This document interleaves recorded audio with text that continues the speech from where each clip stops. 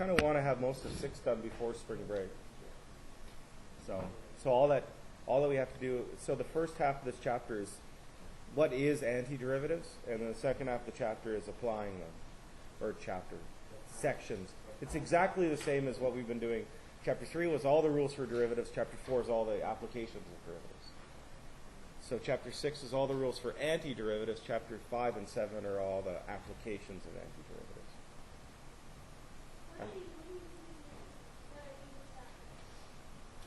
Truthfully, chapter 3, the derivative rules.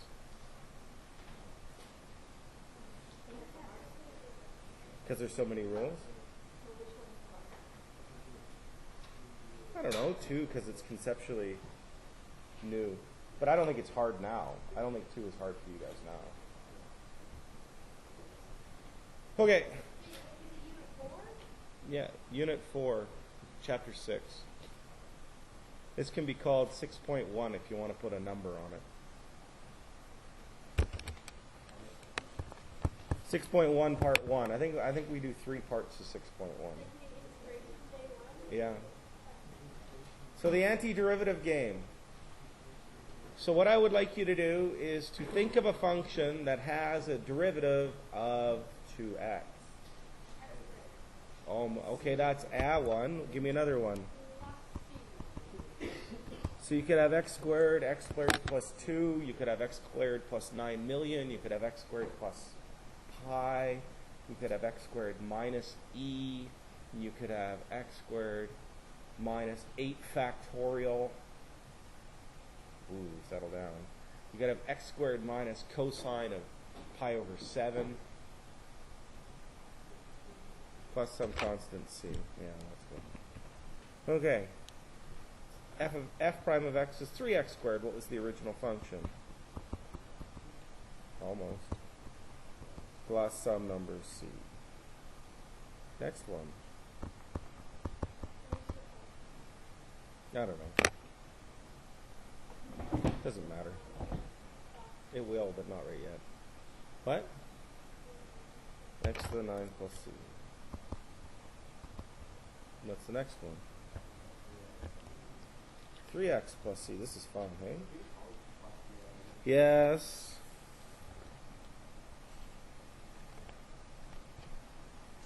Nothing like losing a half a mark for that stupid mistake, huh? Don't worry, I did it. Next one.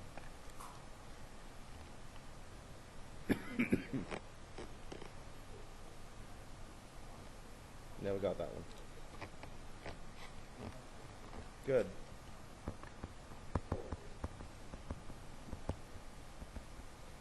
Next one.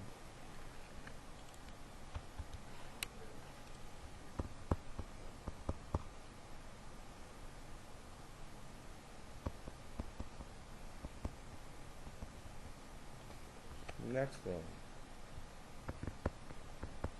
Riley's a machine. No. Hey man, if you're on a roll, go for it. You're good?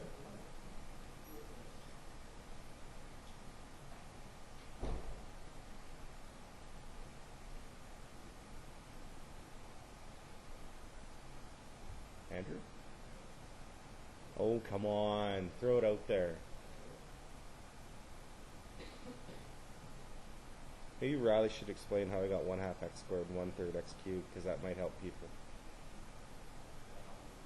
You can't explain what you're doing?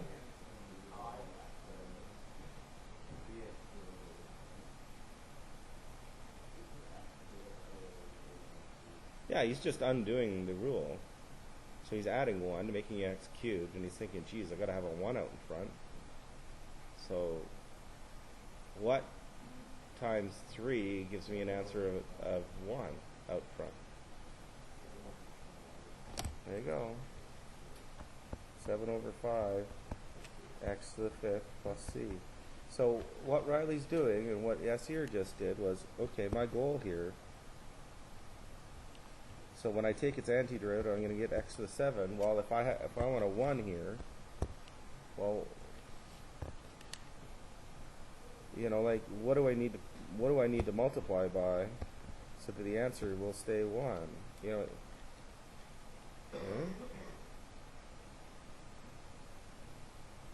no, yes. Right? So you need a 7th in the box. Okay. So what's the antiderivative of x to the n?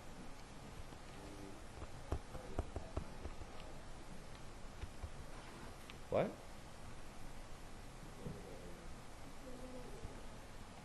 Close. 1 over n plus 1. X to the n plus 1.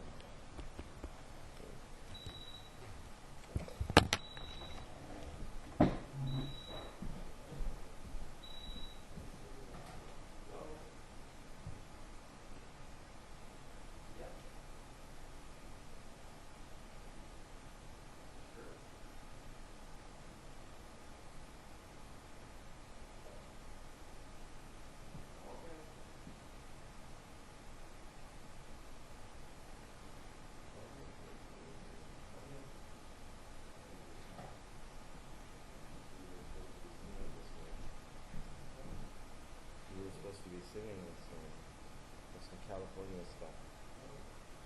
Go do some California stuff. What about cx to the n?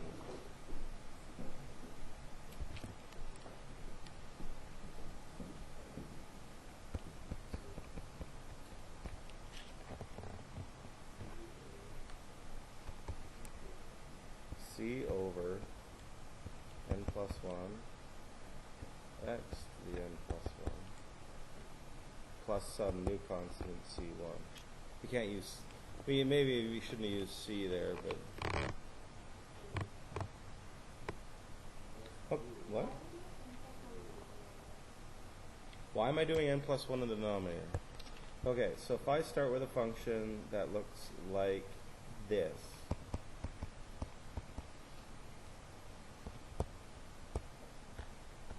take its derivative.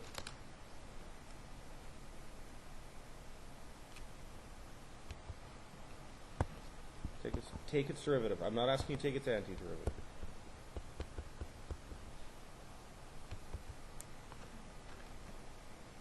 What?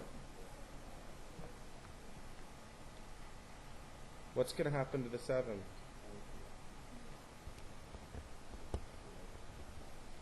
So if I want to start here, if I start here and want to go that way, what do I need to do? I need to add 1 to the 6, and I need to divide by the result.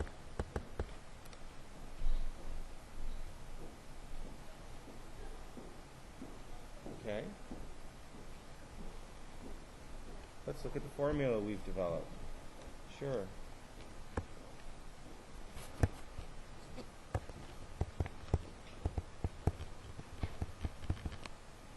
I'm going to write it like this.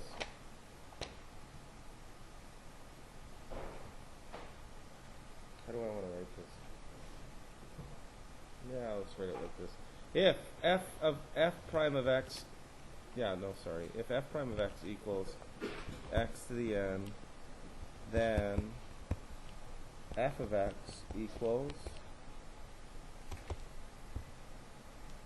what's the rule?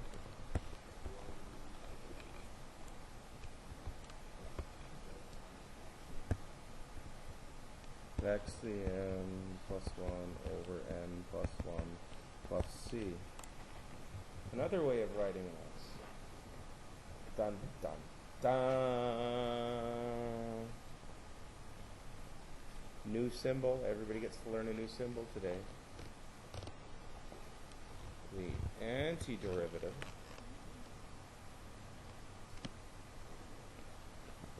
a long, tall S.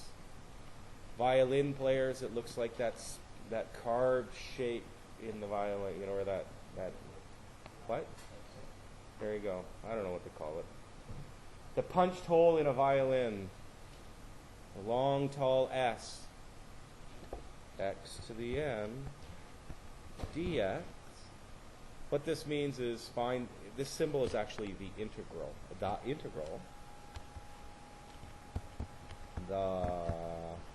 integral of the function, it's actually called integrand, really doesn't matter, it's the function, but you're taking the antiderivative of. And then guess what the dx tells you? Tells you the variable is the x.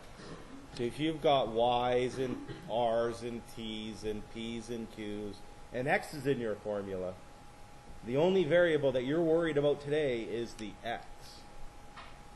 Okay? It's telling you what the variable is.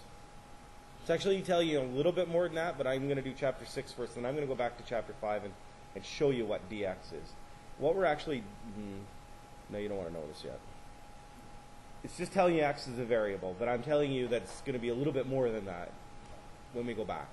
Okay? When we go back to do the history lesson, it means a little bit more than that. But for right now, it's just telling us the variable, the independent variable is the x.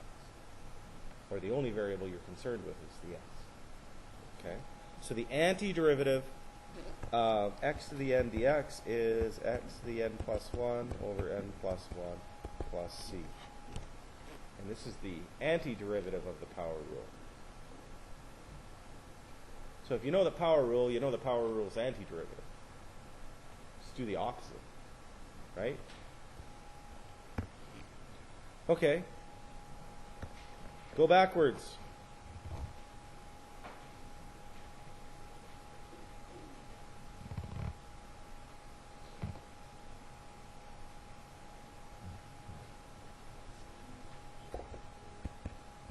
X cubed over 3 minus 3x to the 4th. Wow, you guys are doing it in your head now? That's awesome. Plus 1 over 12 x to the 6th. That's fantastic. I'd be struggling still. What? What's going on? Plus 3x plus c. Okay, now did we go too fast there? You betcha, sister. Okay, next one. Maybe we should write it like this for all of our fans out there at Never Never Land.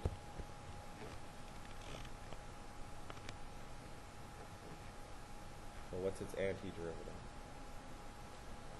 1 over x to the negative 1. Okay, so we could write it as negative x to the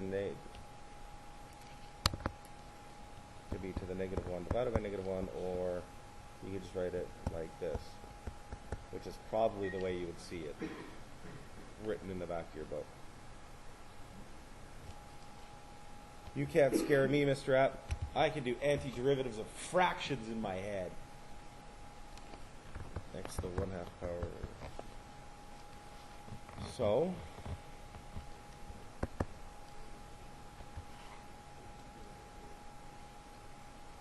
it's going to be x to the 3 over 2, yeah, over 3 over 2, and then you can write it as 2/3 x to the 3 over 2. Oh yeah, I'm bad. Plus c, stupid. So you're adding 1 and you're dividing by that result. Okay, what about the next one?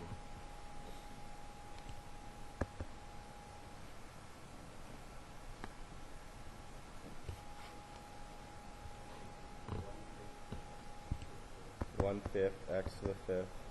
Yeah. No. No. You don't add 1. You added a negative 1. You got to add a positive 1.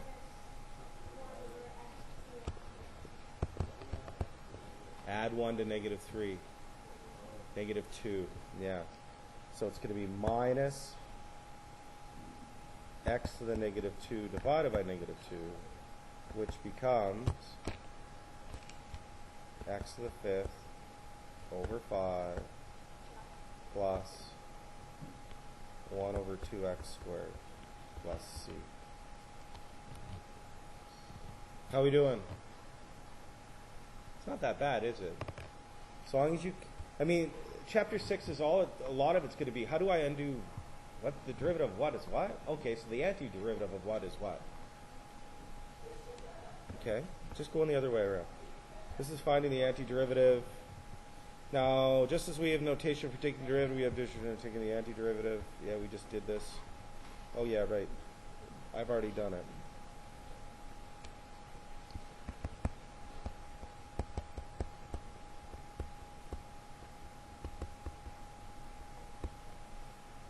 And we don't tend to say antiderivative, we'll say integral.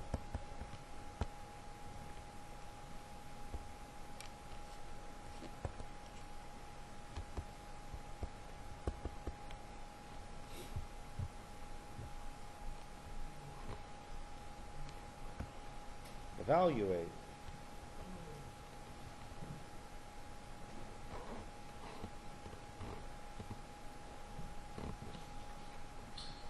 Okay, rip off these answers and then we'll stop. We'll just do to the bottom until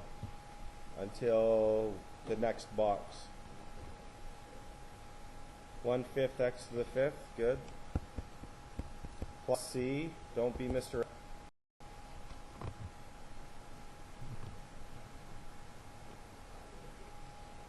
5/8 x to the 8 plus c, good.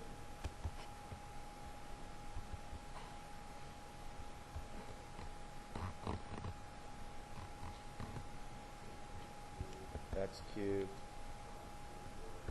no, yep, 1/5 x to the 5th minus,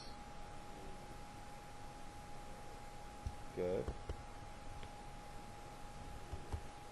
Plus 3x plus c.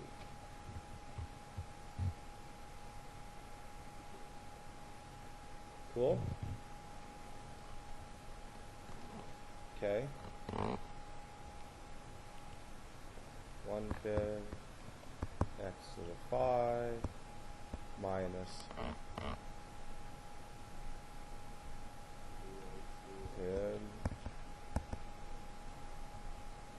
Now, I can't do this one in my head, so I will write it as 2x to the -2. Just, I don't need to scribble it out, but I write that above just so I don't screw it up. Because my mistake was the same as Yasir's. I would write it as -3 and I get sucked in, right? So you got to be careful. So I tend to write things with negative exponents to avoid that problem, if I can. There are going to be times when you're not going to be able to do this. You're going to be like, how do I undo the quotient rule? And then you're going to be crying in the corner. But I'll show you some ways out of that. Undoing the chain rule is the easiest one to undo. Undoing the quotient rule, you will cry in the corner like little kids. I don't teach it as part of the AP course. I probably should because you'll learn it at university. It's not hard. It's just long. Undoing the quotient rule, not fun. Undoing the product rule, not fun. Undoing the chain rule, easy. Which is weird because learning the rules, product rule is easy. Quotient rule is not that bad. And chain rule, yeah. So, anyways, adding 1 to -2, you get -1. So you get 2x to the -1 over -1. Plus c, and then you make it look all pretty like 1/5 x to the 5th minus 3/2 x squared minus 2/x plus c.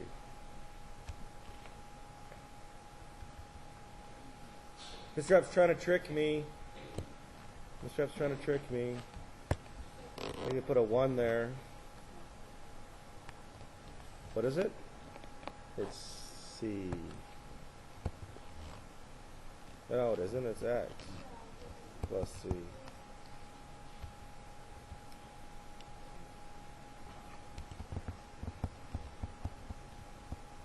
The antiderivative of x to the -1/2 is add 1 to -1/2, positive 1/2. So it's going to be x to the positive 1/2 divided by 1/2. Who writes it like that, though? None of the cool kids. 2 root x plus c. Weren't you worried, like wondering when I was making questions up, just random things up, and I made the derivatives have nice answers? This is what I was doing to the original functions, so that when you took its derivative, it worked out pretty. I was doing antiderivatives in my head and going, okay, I'll just scribble some things down, make them have nice antiderivatives. Okay, fill in the box, and then we're finished. So the antiderivative rule that we just learned is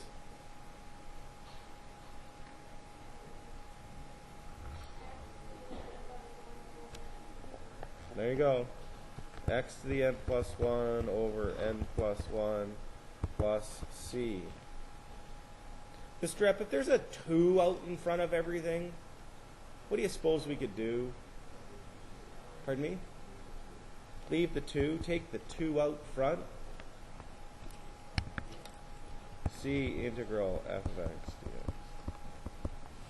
So just like when we took the derivative, I said, write the pi down out front, cover it up with your thumb, and take the derivative. Now I'm saying, write the pi out front, cover it up with your thumb, and take the antiderivative. It's the same flippin' thing. Okay? Mr. Epp, instead of taking the antiderivative of everything all at once, how do we take it separately?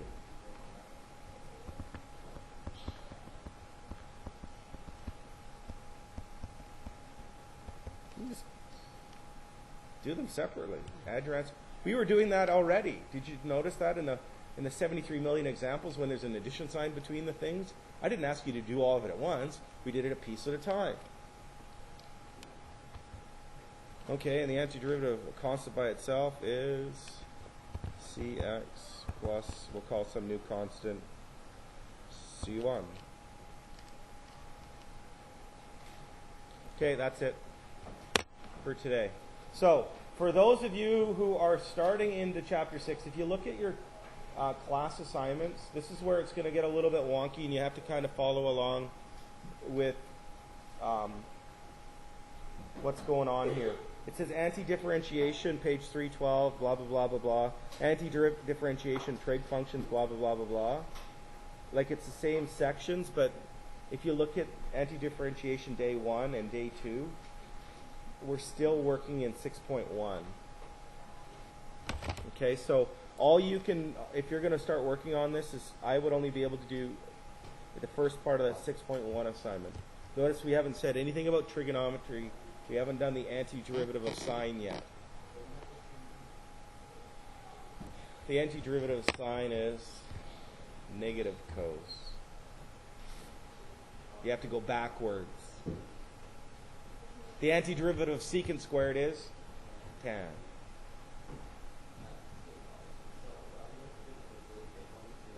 Yeah, I'll show you techniques on how to get around that. That's what 6.2 substitution is all about. Oh, do we do antiderivative of inverse trig functions? Yes, we do a little bit. Yeah. If you see what is the antiderivative of 1 over the root of 1 minus x squared? Oh, that's arc sine. Oh crap, right? So I'll show you ways of dealing with that. Okay, we're done for now.